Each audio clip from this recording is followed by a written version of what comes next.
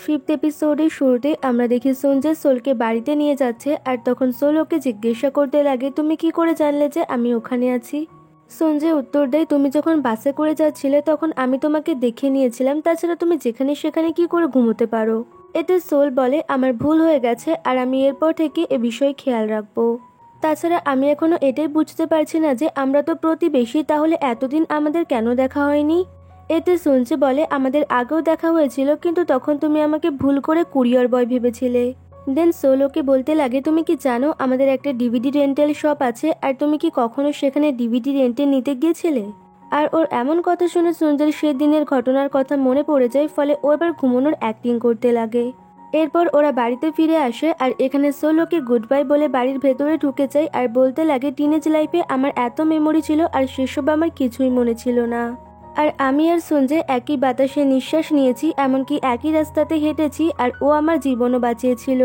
কিন্তু তারপরেও আমি ওকে চিনতে পারিনি, কিন্তু এবার আমি কোনো কিছুই মিস করব না আর সব কিছুই এনজয় করব। দেন পরের দিন সকালে সোল সঞ্জয়কে চিৎকার করে ডাকতে লাগে, ফলে ওর ঘুম ভেঙে যায় আর তারপর ও জানালার কাছে এসে ওকে জিজ্ঞাসা করতে লাগে যে কি হয়েছে। এতে সোল ওকে বলে তুমি বাইরে এসে আকাশের দিকে তাকাও, দেখো ওখানে একটা রেনবো রয়েছে আর এটা অনেক সুন্দর তাই না, সো তুমি এবার একটা উইশ করো। তখন সঞ্জয় বলে কোথায় রেনবো, আমি তো কিছুই দেখতে পাচ্ছি না। আর ওর এমন কথা শুনে সোল ওয়াটার শাওয়ার করতে লাগে, ফলে সঞ্জয়ের কাছে এবার রেনবোটা ভিজিবল হয়ে যায়। আর তখন সোল ওকে জিজ্ঞাসা করে যে এবার দেখতে পাচ্ছ তো। সঞ্জয় উত্তর দেয় যে হ্যাঁ দেখতে পাচ্ছি। ইতিমধ্যে সোলের মা নিচ দিয়ে যাচ্ছিল, ফলে সব শাওয়ারের জল ওর মায়ের গায়ে গিয়ে পড়ে আর তারপর ওর মা ছাদে চলে আসে ওকে মারার জন্য। ফলে সোল এবার ছুটোছুটি করতে লাগে আর এইসব করতে গিয়েই ওদের ছাদের একটা ইনারওয়ার সঞ্জয়দের ছাদে গিয়ে পড়ে আর এটা দেখে সঞ্জয় তো অনেক বেশি এম্বারেস হয়ে যায়। দেন পরের দিন স্কুলে যাওয়ার পথে সঞ্জয় সোলকে একটা ব্যাগ দেয় আর এটা দেখে ও ভাবে সঞ্জয় হয়তো ওকে কোনো গিফট দিচ্ছে, ফলে ও বলতে লাগে এসবের আবার কি দরকার ছিল। দেন ও ব্যাগটা খুলতেই অনেক বেশি এম্বারেস হয়ে যায় আর তখন সঞ্জয় ওকে বলতে লাগে এটা গতকাল আমাদের বাড়িতে উড়ে চলে এসেছিল। আর তখন সোলোকে বলতে লাগে এটা আমার না, এটা আমার গ্র্যান্ডমার আর ওনার পিঙ্ক কালার পছন্দ। এতে সঞ্জয় বলে আমি জানতেও চাই না এটা কার, সো তোমাকে এত এক্সপ্লেন করতে হবে না। আর তারপর ওরা একসঙ্গে স্কুলে যেতে লাগে আর তখন সোলোকে বলতে লাগে আমাকে বাঁচানোর জন্য ধন্যবাদ, তাছাড়া তুমি তো আমাকে আর অ্যাভয়েড করছো না। আর তুমি তো বলেছিলে যে একটা ছেলে আর একটা মেয়ে কখনো ফ্রেন্ড হতে পারে না। এতে সঞ্জয় বলে আমি কখন বললাম যে তুমি আমার ফ্রেন্ড। আর ইতিমধ্যেই একটা স্কুটি ওদের সামনে আসতে লাগে, ফলে সোল সঞ্জয়কে সাইডে নিয়ে আসে আর ওর গায়ে একটু নোংরা জল লাগতে দেয় না আর বলে দেখলে তো আমি তোমাকে কিভাবে বাঁচিয়ে নিলাম। এরপর সোল ওকে একটা টাইম ক্যাপসুল দেয় আর বলে এটার মধ্যে তোমার জন্য একটা গিফট আছে। আর এটা বলে ও সেই টাইম ক্যাপসুলটাকে মাটির তলায় পুঁতে দিতে লাগে, ফলে সঞ্জয় ওকে জিজ্ঞাসা করে যে তুমি এটা পুঁতছো কেন, এটা তো আমার জন্য এনেছো, তাহলে চলো এটা এখনই খুলে ফেলি। এটা সোল ওকে মানা করলে সঞ্জয় বলে এটার মধ্যে কোনো সোনা দানা আছে নাকি। তখন সোল বলে তার থেকেও মূল্যবান একটা জিনিস আছে এর মধ্যে, কিন্তু তুমি এখন এটা খুলতে পারবে না, তুমি এটা পরে খুলবে।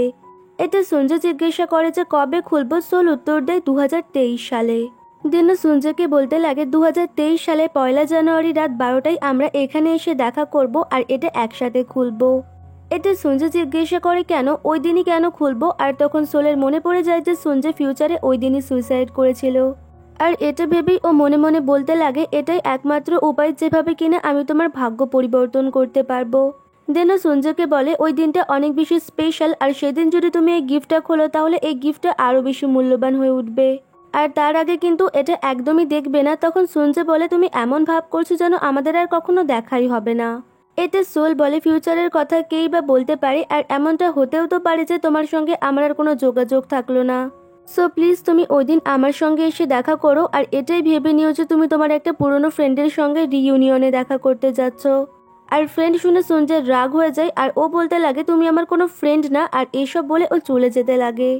আর ঠিক তখনই ওর মনে পড়ে যায় যে ইনহিয়ক ওকে বলেছিল যে তেসাং শুধুমাত্র ওর এক্স গার্লফ্রেন্ডের থেকে নিজের পিছু ছাড়ানোর জন্য সোলকে ডেট করছে। ফলে ও ঠিক করে ও সোলকে বারণ করবে তেসাংয়ের সঙ্গে ডেট করতে, কিন্তু শেষমেশ ও কিছুই বলতে পারে না।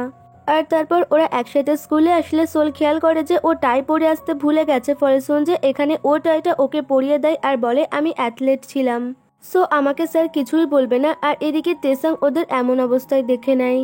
আর তারপর ওরা স্কুলে ঢুকলে স্যার সঞ্জয়কে বলে তুমি এখন আর অ্যাথলেট নও, সো তোমাকেও এখন থেকে প্রপার ইউনিফর্ম পরে স্কুলে আসতে হবে। আর ইতিমধ্যে তেসাংও এখানে চলে আসে এবং ও টাই পড়েছিল না, যে কারণে স্যার ওদের সবাইকে শাস্তি দেয় প্রপার ইউনিফর্ম না পরার জন্য। আর এখানে তেসাং সঞ্জয়ের সাথে সাথে দৌড়াতে লাগে আর ওর সাথে সোলের ব্যাপারে কথা বলার চেষ্টা করে, কিন্তু সঞ্জয় ওকে জানিয়ে দেয় যে তুমি আমার কোনো ফ্রেন্ড না, সো আমার সঙ্গে বেশি ভাব জমানোর চেষ্টা করো না। আর তারপর পানিশমেন্ট শেষ হওয়ার পর ওরা মুখ ধুতে এসে একে অপরকে দেখে চোখে চোখে ঝগড়া করতে লাগে। আর তারপর সঞ্জয় এখান থেকে চলে গেলে তেসাংয়ের ফ্রেন্ড ওকে বলতে লাগে তার মানে তুমি সত্যি সত্যি সোলকে লাইক করতে শুরু করেছো। পরের দৃশ্যে আমরা দেখি সঞ্জয়ের বাবা টিভিতে সুইমিং কম্পিটিশন দেখছে, আর ঠিক তখনই উনি সঞ্জয়ের বাড়িতে আসার আওয়াজ শুনতে পেয়ে তাড়াতাড়ি করে কোনো রকমের টিভিটা বন্ধ করে দেয়। আর এইসব দেখে সঞ্জয় ওর বাবাকে জিজ্ঞাসা করে যে বাবা তুমি ওখানে কি করছো, আর এতে ওর বাবা উত্তর দেয় যে আমাদের টিভিটা ভেঙে গেছে।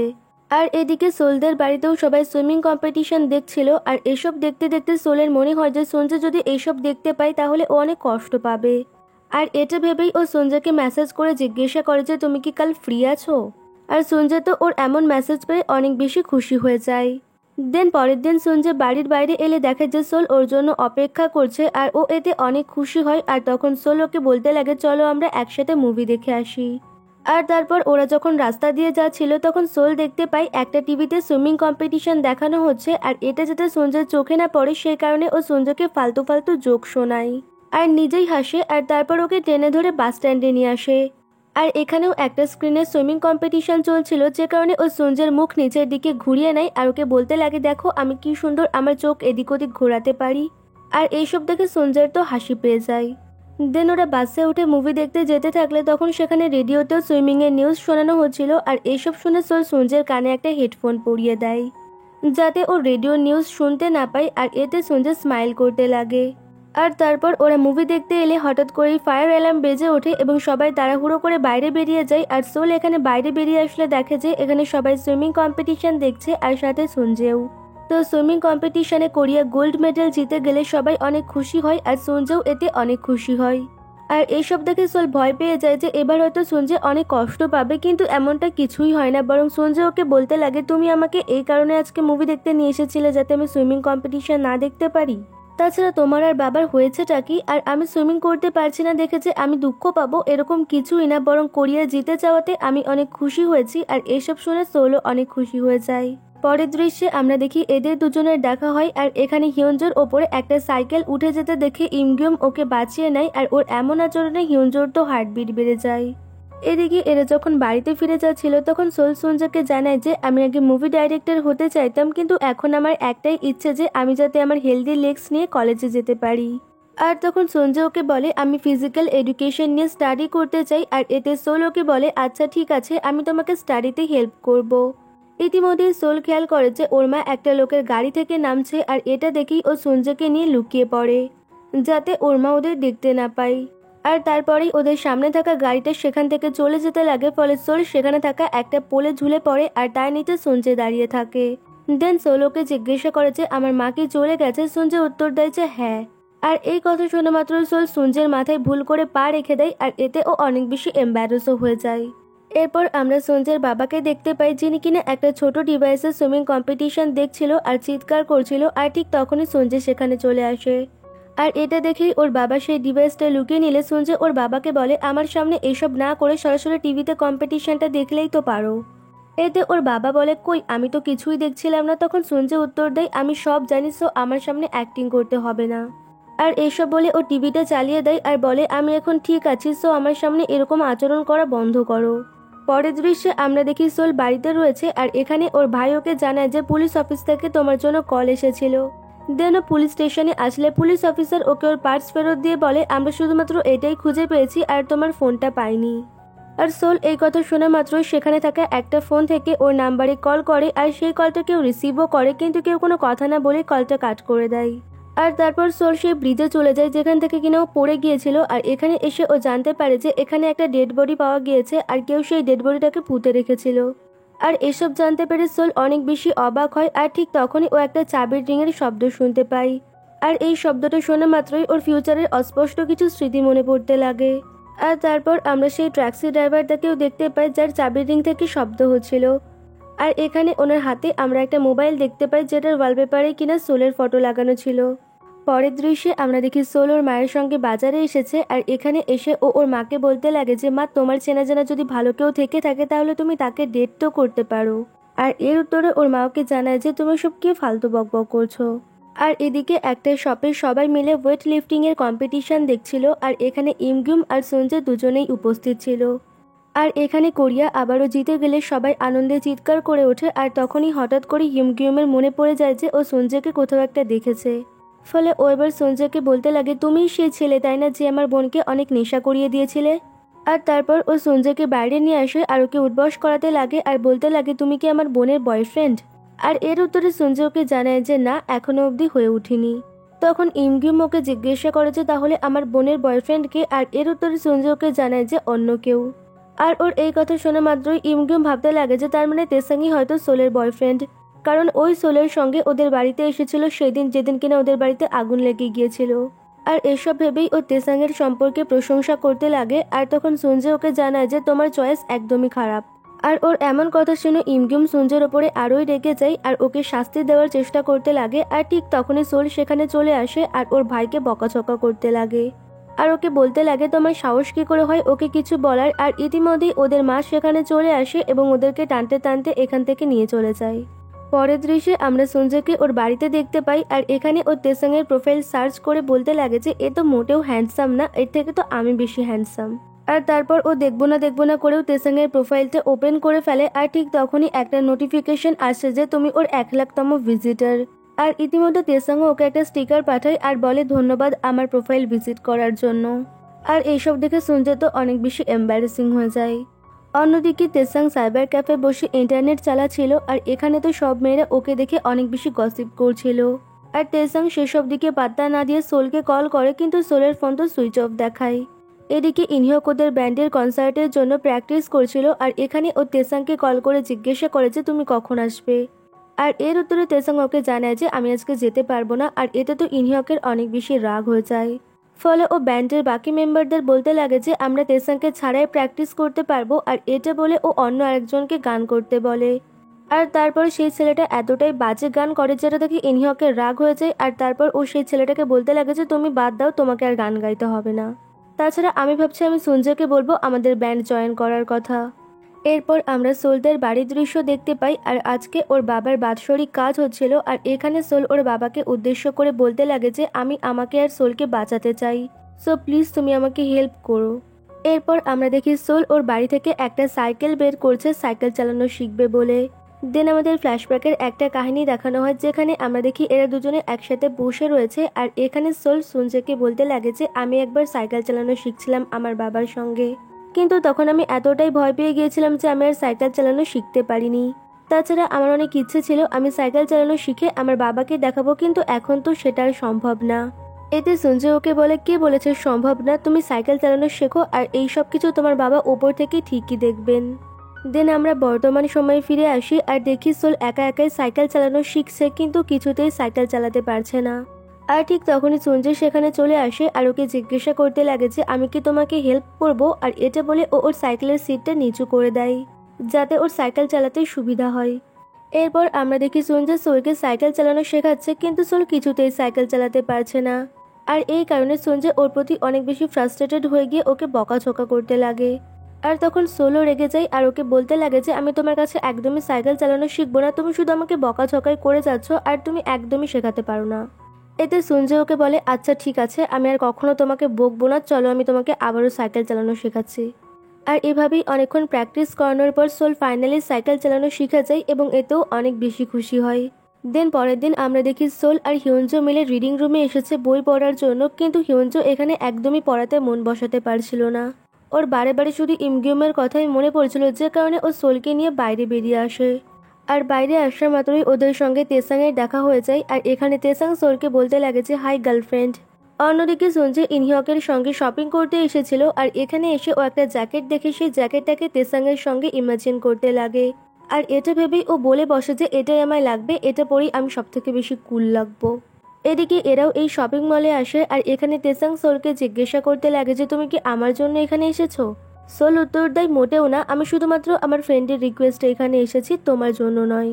ইতিমধ্যে সোল সঞ্জয়কে দেখতে পেয়ে ওর কাছে ছুটে যায় আর ঠিক তখনই তেসাংও সেখানে চলে আসে আর তেসাংকে এই সেম জ্যাকেটে দেখে সঞ্জয় তো অনেক বেশি এম্বারেস হয়ে যায়। আর তখন তেসাং সঞ্জয়কে বলতে লাগে যে তুমি আমার মতো জ্যাকেট কেন পরেছো, লোকজন ভাববে আমরা হয়তো একে অপরকে ডেট করছি। আর এর উত্তরে সঞ্জয় ওকে কিছুই বলে না। এরপর ওরা সবাই মিলে একটা ক্যাফেতে আসে আর এখানে তেসাং সঞ্জয়কে বলতে লাগে যে তোমার এই জ্যাকেটটা খুলে ফেলা উচিত। আর এর উত্তরে সঞ্জয় ওকে জানায় যে যাও গিয়ে তুমি খোলো, আমি খুলতে পারবো না। ইতিমধ্যেই ওদের ড্রিঙ্ক রেডি হয়ে চলে আসে আর তখন সঞ্জয় তাড়াতাড়ি করে ওই ড্রিঙ্কের ট্রেটা নিয়ে চলে যেতে লাগে। ফলে তেসাং সেখান থেকে দুটো গ্লাস উঠিয়ে নিয়ে একটা হিউঞ্জো আর একটা সোলকে দিয়ে আসে আর তারপর আরেকটা গ্লাস নিজের জন্য নিয়ে নেয়। আর এসব দেখে সঞ্জয়ের তো অনেক বেশি রাগ হয়ে যায়। আর এদিকে সোল এখানে নিজের ড্রিঙ্কের সঙ্গে সঞ্জয়ের ড্রিঙ্ক এক্সচেঞ্জ করিয়ে দেয় আর ওকে বলতে লাগে যে আমি জানি তোমার মিষ্টি পছন্দ না, সো তুমি আমারটা নিয়ে নাও। আর এটা দেখে তো তেসাংয়ের রাগ হয়ে যায়। এদিকে তেসাং এবার সঞ্জয়কে বলতে লাগে যে আমি তোমাকে যে গিফটটা পাঠিয়েছিলাম সেটা তোমার পছন্দ হয়েছে তো। আর তখন সঞ্জয় এম্বারেসিং এর চোটে ওকে বলতে লাগে যে আমার তোমার গিফট লাগবে না, আমি তোমার গিফট রিফিউজ করে দিয়েছি। ইতিমধ্যে কোল্ড ড্রিঙ্ক খেতে গিয়ে সোল সেটা নিজের মুখে লাগিয়ে ফেলে এবং তেসাং সেটা পরিষ্কার করে দেয়। আর এসব দেখে সঞ্জয়ের তো আরো বেশি রাগ হয়ে যায়। পরের দৃশ্যে আমরা দেখি এরা সবাই মিলে কনসার্ট করার জন্য ব্যাকস্টেজে অপেক্ষা করছে আর ঠিক তখনই ইনহিয়ক এখানে এসে উপস্থিত হয়। আর সবাইকে বলতে লাগে যে আমাদের ভোকালিস্ট কনসার্ট করার জন্য আসতে পারবে না, কারণ ওর মা ওকে বারণ করে দিয়েছে এইসব করার জন্য। আর ঠিক তখনই ইনহিয়কের সঞ্জয়ের কথা মনে পড়ে যায়, ফলে ও সঞ্জয়কে কল করে জিজ্ঞাসা করতে লাগে যে তুমি কোথায় রয়েছো। এরপর আমরা দেখি কনসার্ট শুরু হয়ে গিয়েছে আর এরা দুজনেও চলে এসেছে কনসার্ট দেখার জন্য। আর ইতিমধ্যে অ্যাক্লিপস ব্যান্ড স্টেজে ওঠে আর এখানে সঞ্জয় গান করতে লাগে। আর ওকে গান করতে দেখে সোল অনেক বেশি অবাক হয়ে যায় এবং ওর ফিউচারের সঞ্জয়ের কথা মনে পড়ে যায়, ফলে ও অনেক বেশি ইমোশনাল হয়ে যায়। আর এদিকে সঞ্জয়ের গানে মুগ্ধ হয়ে সমস্ত অডিয়েন্স ওর জন্য চেয়ার আপ করতে লাগে। আর তারপর কনসার্ট শেষ হলে মিস্টার কিম সঞ্জয়ের সঙ্গে এসে কথা বলতে লাগে আর এইসব দেখে সোল অনেক বেশি ভয় পেয়ে যায় এবং ও ছুটে সঞ্জয়ের কাছে যেতে গিয়ে হোঁচট খেয়ে পড়ে যায়। আর ঠিক তখনই তেসাং এসে ওকে ধরে নেয়, কিন্তু তেসাংকে পাত্তা না দিয়ে সেখান থেকে চলে যায়। অন্যদিকে সঞ্জয় বাড়ি ফিরে আসলে দেখতে পায় যে সোল ওদের গেটের সামনে বসে রয়েছে আর সোল ওকে দেখা মাত্রই জিজ্ঞাসা করতে লাগে যে তুমি মিস্টার কিমের সঙ্গে কেন দেখা করেছিলে, উনি কি তোমাকে ডেবিউয়ের জন্য বলেছে? আর এতে সঞ্জয় ওকে বলে তুমি সব কি কথাবার্তা বলছো। আর হ্যাঁ, উনি আমার নাম্বার চেয়েছিল কিন্তু আমি আমার নাম্বার ওনাকে দিইনি। আর এই কথা শোনা মাত্রই সোলের একটু শান্তি ফিল হয়। ইতিমধ্যে সঞ্জয় ওকে একটা গিফট দেয় আর বলে এটা আমি প্রাইজ হিসেবে পেয়েছি। আর ওর এমন কথা শুনে সোল ওকে জিজ্ঞাসা করে যে তুমি শুধুমাত্র এই প্রাইজটার জন্য কনসার্টে পার্টিসিপেট করেছিলে। এতে সঞ্জয় ওকে খুশি হয়ে বলে যে হ্যাঁ, কারণ তোমার তো সেলফোনটা হারিয়ে গেছে আর আমি ভেবেছিলাম এই কারণে তোমার অনেক অসুবিধা হচ্ছে। আর তখন সোল ওর প্রতি রেগে গিয়ে ওকে বলতে লাগে যে তোমাকে আমার কথা কে ভাবতে বলেছে, তুমি শুধুমাত্র নিজের কথা ভাবো আর আমার সম্পর্কে এত চিন্তা না করলেও চলবে। এতে সঞ্জয় ওকে জিজ্ঞাসা করে কেন, আমি তোমার জন্য চিন্তা করতে পারি না। এতে সোল ওকে বলে না, তুমি পারো না আর তুমি শুধুমাত্র তোমার নিজের কথাই ভাবো, আর তা না হলে পরবর্তীতে গিয়ে তোমাকে অনেক স্ট্রাগল ফেস করতে হবে। আর ওর এমন কথা শুনে সঞ্জয় অনেক বেশি হার্ট হয়ে ওকে বলে ঠিক আছে তাহলে তুমি আমার দেওয়া গিফটটা ফেলে দাও। আর এটা বলে ওর রেগে সেখান থেকে চলে যায়। আর তারপর সোল বাড়িতে এসে এটাই ভাবতে লাগে যে আমার ওর সঙ্গে এত রুড বিহেভিয়ার না করলেও হতো। দেন পরের দিন সোল যখন স্কুলে যেতে যেতে গান শুনছিল তখন হঠাৎ করেই ওর ডিভাইসে সুইমিং পুলের সেই রেকর্ডিংটা চালু হয়ে যায়। আর ইতিমধ্যেই সঞ্জয় ওর সামনে চলে আসে আর ওকে বলতে লাগে যে তুমি আমাকে বলেছিলে না যে আমার শুধুমাত্র আমার কথাই ভাবা উচিত, সো তুমি কি পারবে আমার জন্য তেসাংয়ের সঙ্গে ব্রেকআপ করে নিতে। আর ঠিক তখনই সোলো ডিভাইসে সঞ্জয়ের কনফেশনটাও শুনে নেয় আর এটা শুনে ও প্রচণ্ড অবাক হয়ে যায়। আর এখানেই আমাদের এই ড্রামার 5th এপিসোড শেষ হয়ে যায়।